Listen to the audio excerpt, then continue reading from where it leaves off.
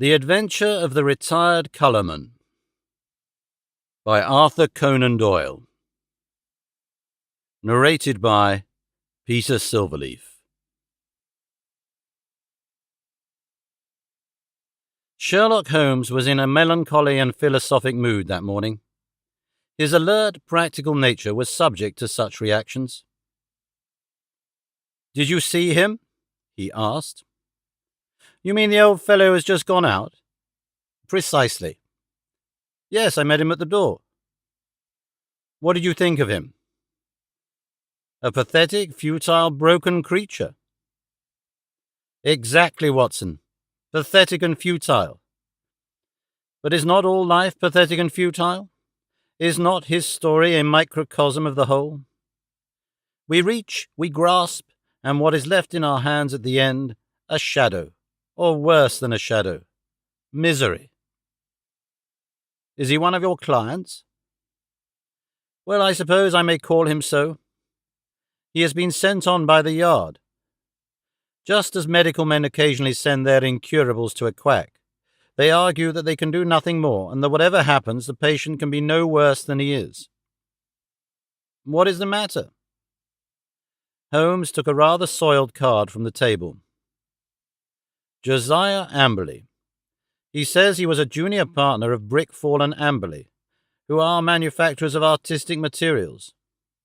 You will see their names upon paint boxes. He made his little pile, retired from business at the age of 61, bought a house at Lewisham, and settled down to rest after life of ceaseless grind. One would think his future was tolerably assured." "Yes, indeed." Holmes glanced over some notes which he had scribbled upon the back of an envelope. "Retired in 1896, Watson. Early in 1897 he married a woman 20 years younger than himself. A good-looking woman, too, if the photograph does not flatter. A competence, a wife, leisure. It seemed a straight road which lay before him. And yet, within 2 years he is, as you have seen, as broken and miserable a creature as crawls beneath the sun." "But what has happened?" "The old story, Watson. A treacherous friend and a fickle wife. It would appear that Amberley has one hobby in life, and it is chess. Not far from him at Lewisham there lives a young doctor who is also a chess player. I have noted his name as Dr. Ray Ernest. Ernest was frequently in the house, and an intimacy between him and Mrs. Amberley was a natural sequence, for you must admit that our unfortunate client has few outward graces, whatever his inner virtues may be. The couple went off together last week, destination untraced. What is more, the faithless spouse carried off the old man's deed box as her personal luggage with a good part of his life's savings within. Can we find the lady? Can we save the money? A commonplace problem so far as it has developed, and yet a vital one for Josiah Amberley." "What will you do about it?" "Well, the immediate question, my dear Watson, happens to be, what will you do, if you will be good enough to understudy me? You know that I am preoccupied with this case of the 2 Coptic patriarchs, which should come to a head today. I really have not time to go out to Lewisham, and yet evidence taken on the spot has a special value. The old fellow was quite insistent that I should go, but I explained my difficulty. He is prepared to meet a representative." "By all means," I answered.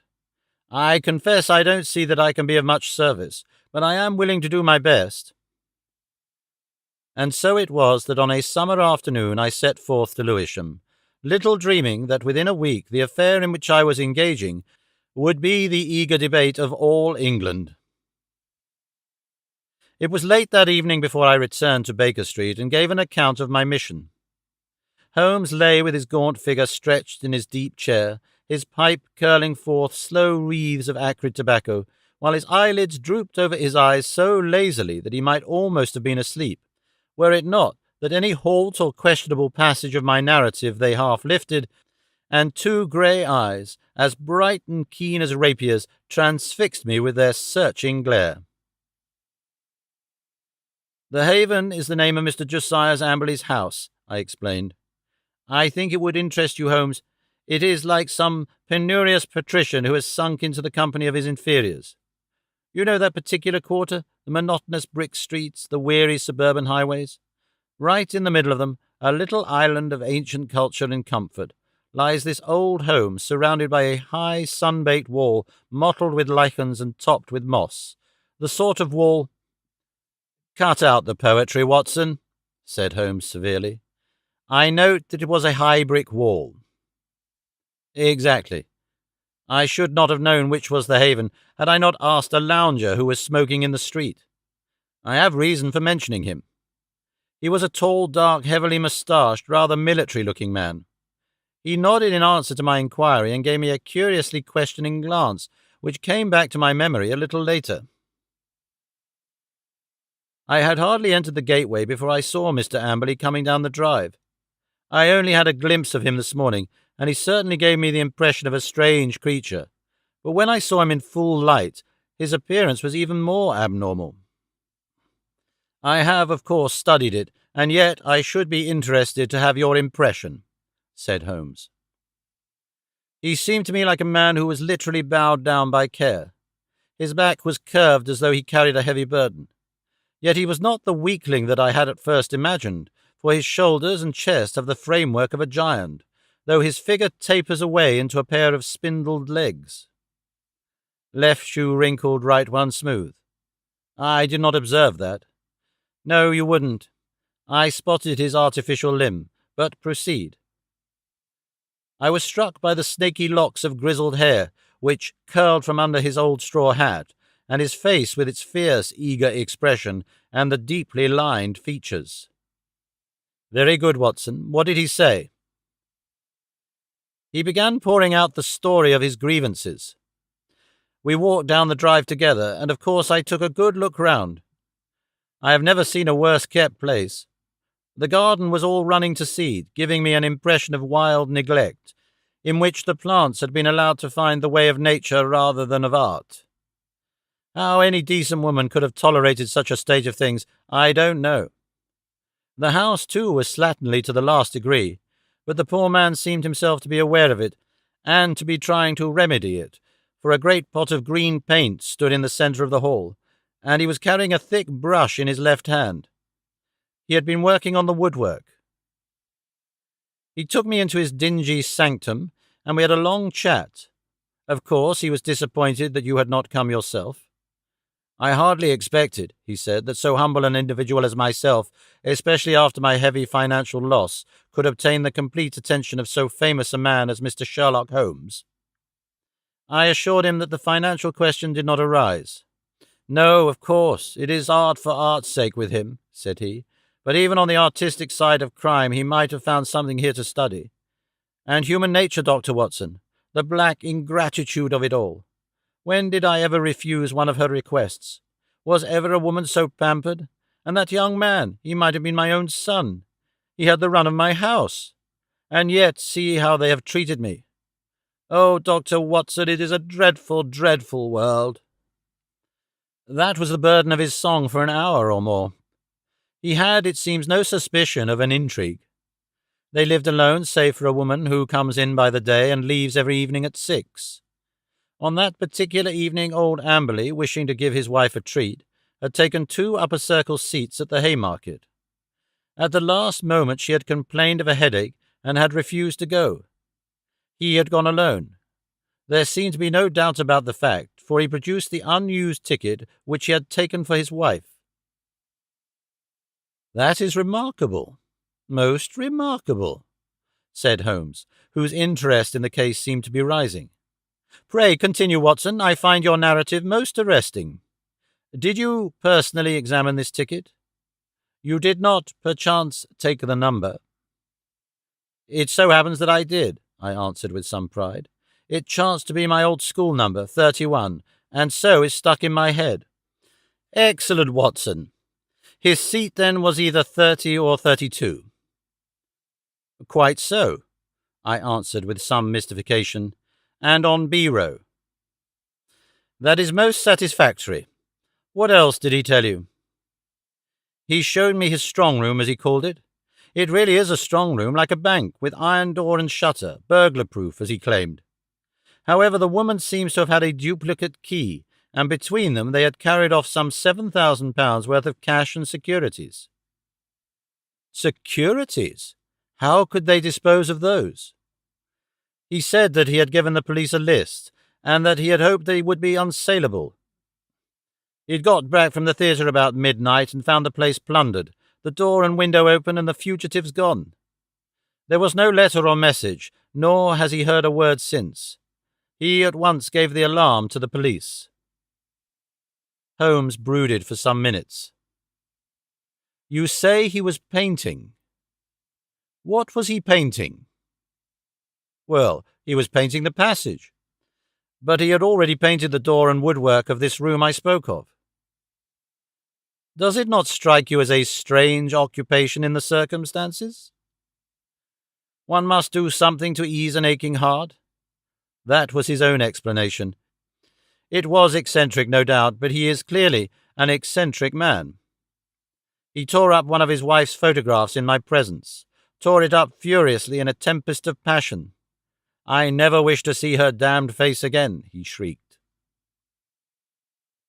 Anything more, Watson? Yes, one thing which struck me more than anything else.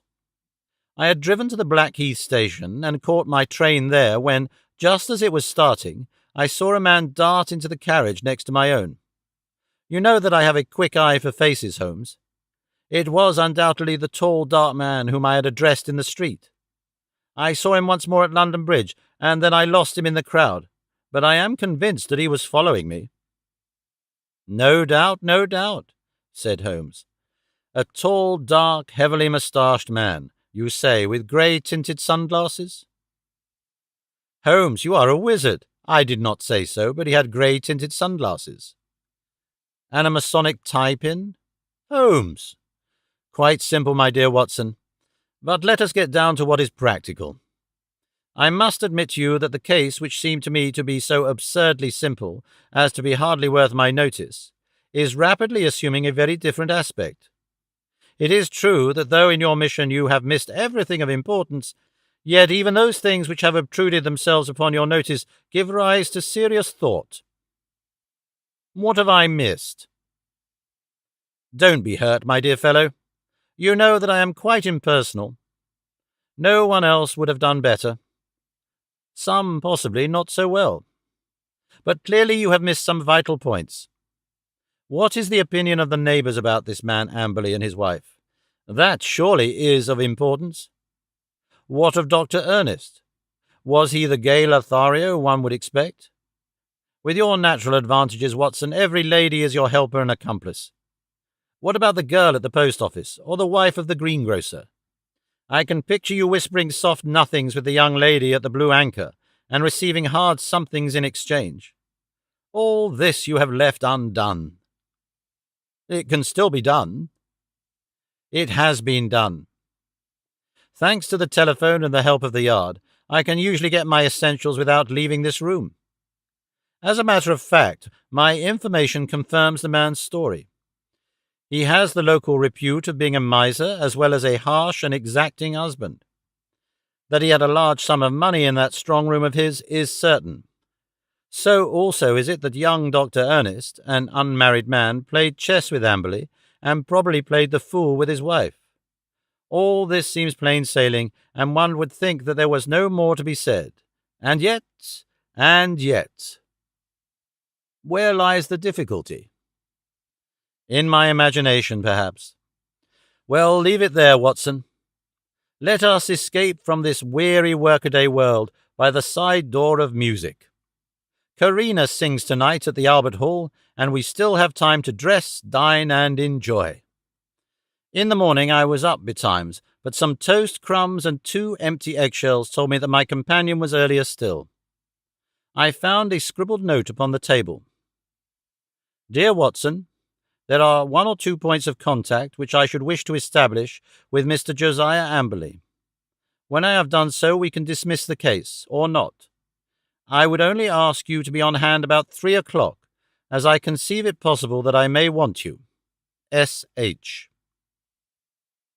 I saw nothing of Holmes all day, but at the hour named he returned, grave, preoccupied, and aloof.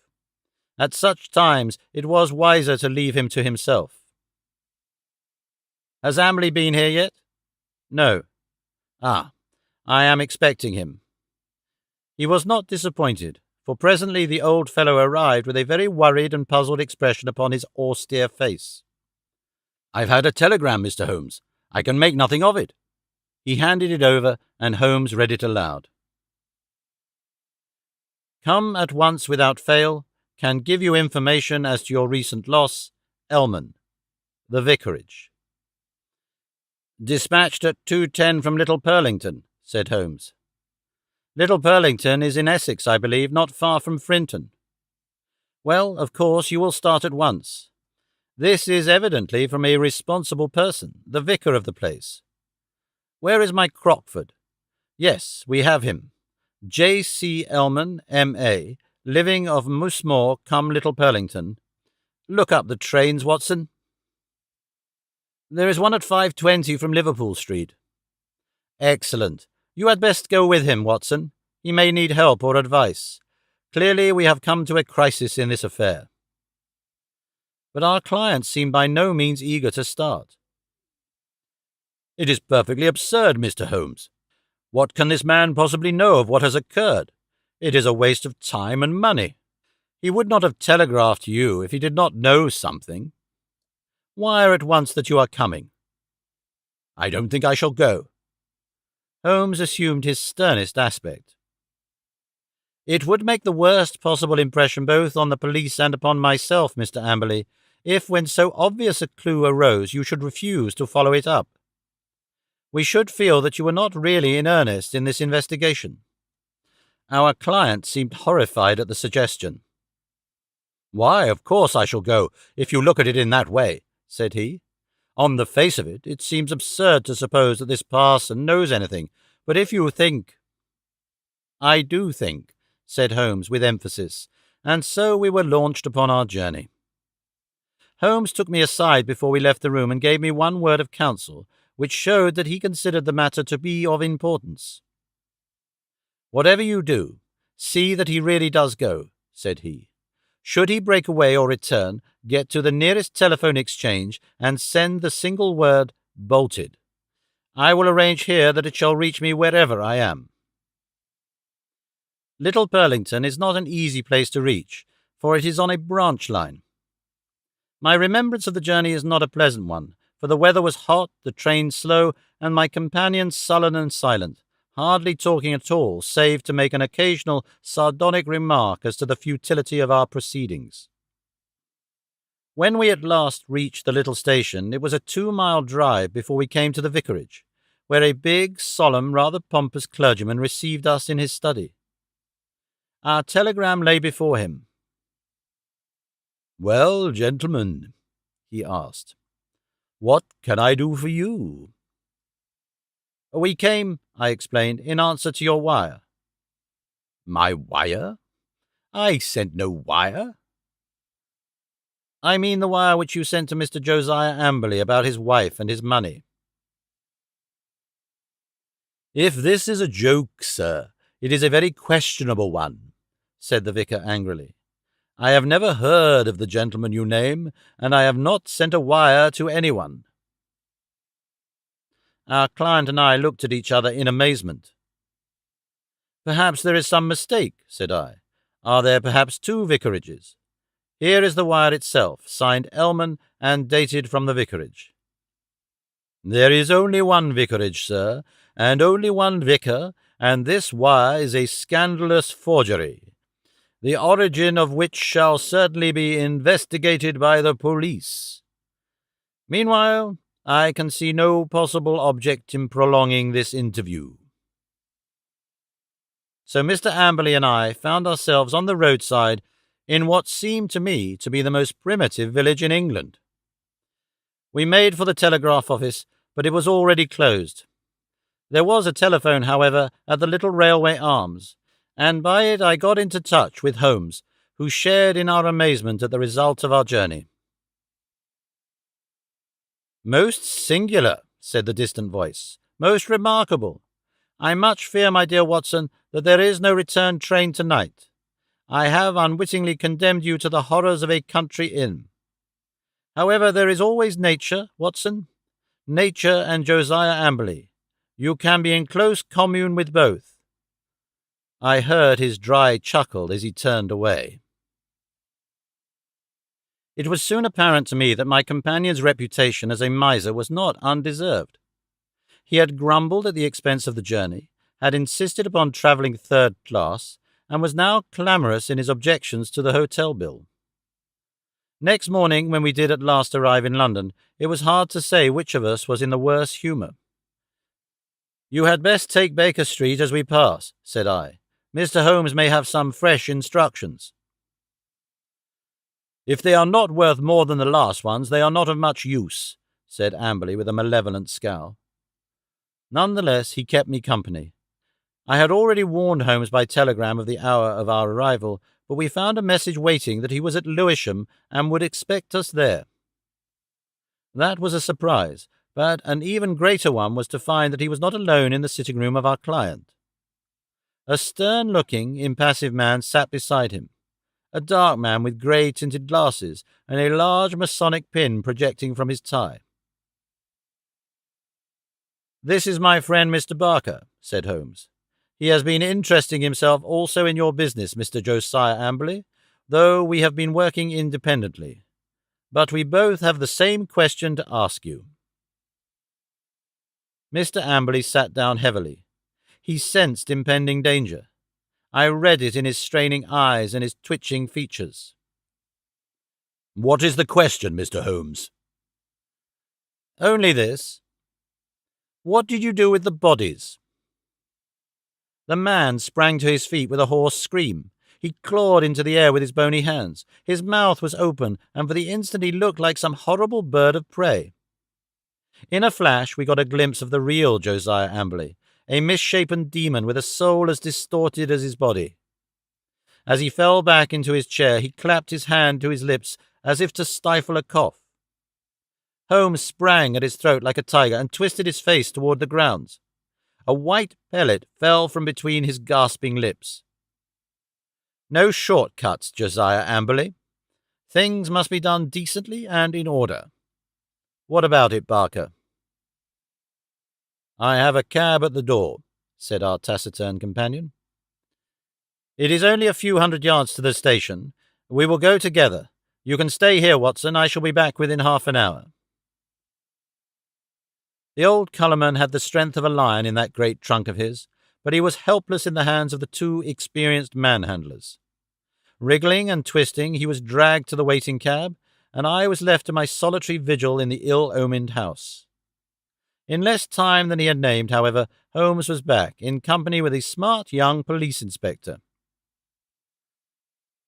"I have left Barker to look after the formalities," said Holmes. "You had not met Barker, Watson. He is my hated rival upon the Surrey shore. When you said a tall, dark man, it was not difficult for me to complete the picture. He has several good cases to his credit, has he not, Inspector?" "He certainly has interfered several times," the inspector answered with reserve. "His methods are irregular, no doubt, like my own. The irregulars are useful sometimes, you know. You, for example, with your compulsory warning about whatever he said being used against him, could never have bluffed this rascal into what is virtually a confession." "Perhaps not, but we get there all the same, Mr. Holmes. Don't imagine that we had not formed our own views of this case, and that we would not have laid our hands on our men. You will excuse us for feeling sore when you jump in with methods which we cannot use, and so rob us of the credit." "There shall be no such robbery, Mackinnon. I assure you that I efface myself from now onward, and as to Barker, he has done nothing save what I told him." The inspector seemed considerably relieved. "That is very handsome of you, Mr. Holmes. Praise or blame can matter little to you, but it is very different to us when the newspapers begin to ask questions." "Quite so. But they are pretty sure to ask questions anyhow, so it would be as well to have answers. What will you say, for example, when the intelligent and enterprising reporter asks you what the exact points were which aroused your suspicion and finally gave you a certain conviction as to the real facts? The inspector looked puzzled. We don't seem to have got any real facts yet, Mr. Holmes. You say that the prisoner, in the presence of 3 witnesses, practically confessed by trying to commit suicide, that he had murdered his wife and her lover. What other facts have you? Have you arranged for a search? There are 3 constables on their way. Then you will soon get the clearest fact of all. The bodies cannot be far away. Try the cellars and the garden. It should not take long to dig up the likely places. This house is older than the water pipes. There must be a disused well somewhere. Try your luck there. But how do you know of it, and how was it done?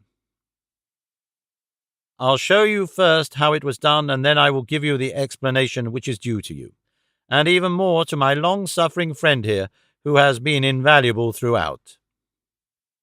But first, I would give you an insight into this man's mentality. It is a very unusual one, so much so that I think his destination is more likely to be Broadmoor than the scaffold. He has, to a high degree, the sort of mind which one associates with the medieval Italian nature rather than with the modern Briton. He was a miserable miser who made his wife so wretched by his niggardly ways that she was a ready prey for any adventurer.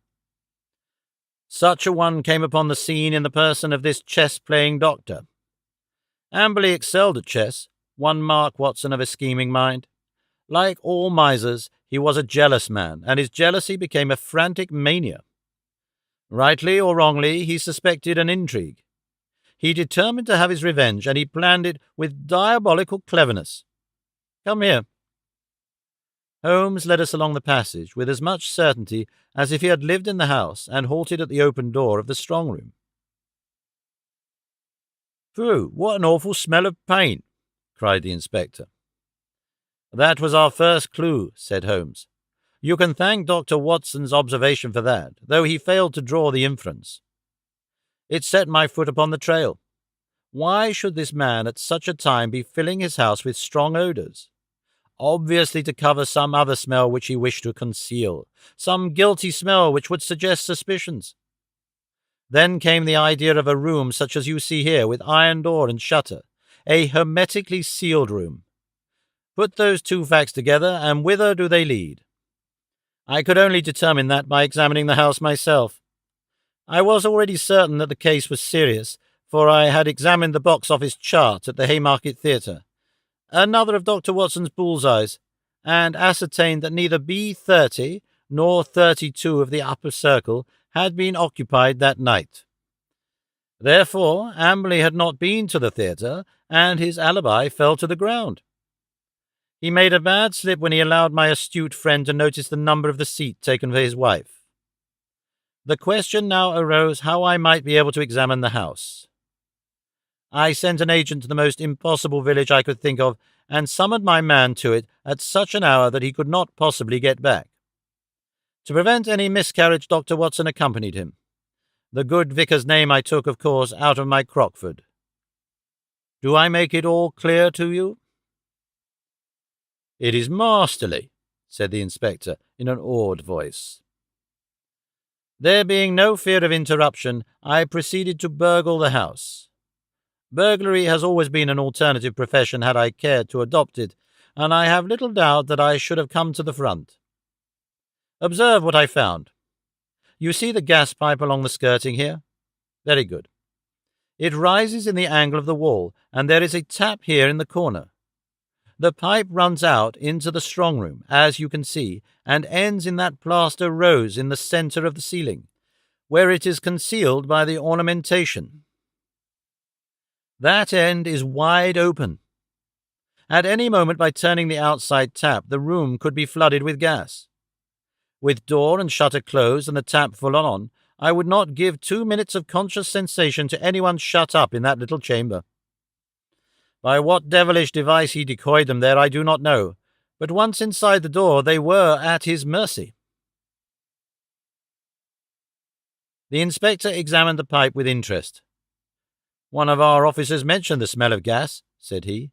But of course the window and door were open then, and the paint, or some of it, was already about. He had begun the work of painting the day before, according to his story. But what next, Mr. Holmes? Well, then came an incident which was rather unexpected to myself. I was slipping through the pantry window in the early dawn when I felt a hand inside my collar, and a voice said, "Now, you rascal, what are you doing in there?" When I could twist my head round, I looked into the tinted spectacles of my friend and rival, Mr. Barker. It was a curious foregathering, and set us both smiling. It seems that he had been engaged by Dr. Ray Ernest's family to make some investigations, and had come to the same conclusion as to foul play.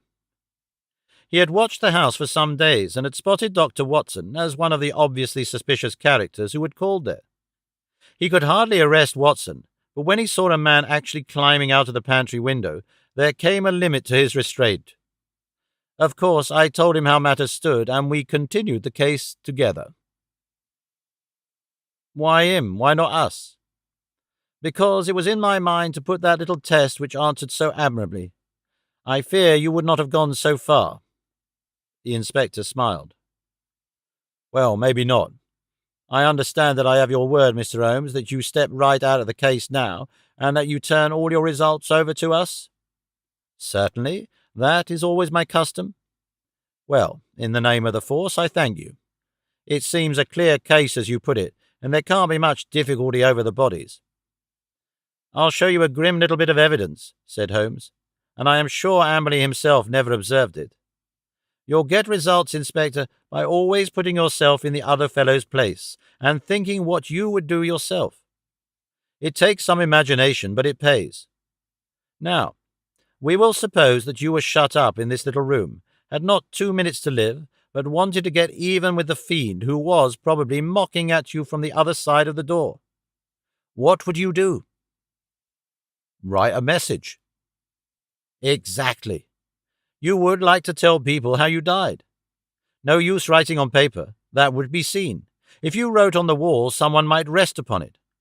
Now look here. Just above the skirting is scribbled with a purple indelible pencil. We, that's all. What do you make of that? Well, it's only a foot above the ground. The poor devil was on the floor dying when he wrote it. He lost his senses before he could finish. He was writing, "We were murdered." That's how I read it. If you find an indelible pencil on a body, we'll look out for it, you may be sure. But those securities. Clearly there was no robbery at all, and yet he did possess those bonds. We verified that. You may be sure that he has them hidden in a safe place. When the whole elopement had passed into history, he would suddenly discover them and announce that the guilty couple had relented and sent back the plunder or had dropped it on the way. You certainly seem to have met every difficulty, said the inspector. Of course, he was bound to call us in, but why should he have gone to you? I can't understand. Pure swank, Holmes answered. He felt so clever and so sure of himself that he imagined no one could touch him. He could say to any suspicious neighbour, "Look at the steps I have taken. I have consulted not only the police, but even Sherlock Holmes." The inspector laughed. "We must forgive you your even, Mr. Holmes," said he. "It's as workmanlike a job as I can remember." A couple of days later, my friend tossed across to me a copy of the bi-weekly North Surrey Observer. Under a series of flaming headlines which began with "The Haven Horror" and ended with "Brilliant Police Investigation," there was a packed column of print which gave the first consecutive account of the affair. The concluding paragraph is typical of the whole. It ran thus: "The remarkable acumen by which Inspector Mackinnon deduced from the smell of paint that some other smell, that of gas, for example, might be concealed. The bold deduction that the strong room might also be the death chamber, and the subsequent inquiry which led to the discovery of the bodies in a disused well, cleverly concealed by a dog kennel, should live in the history of crime as a standing example of the intelligence of our professional detectives. Well, well, Mackinnon is a good fellow, said Holmes, with a tolerant smile. You can file it in our archives, Watson. Some day the true story may be told.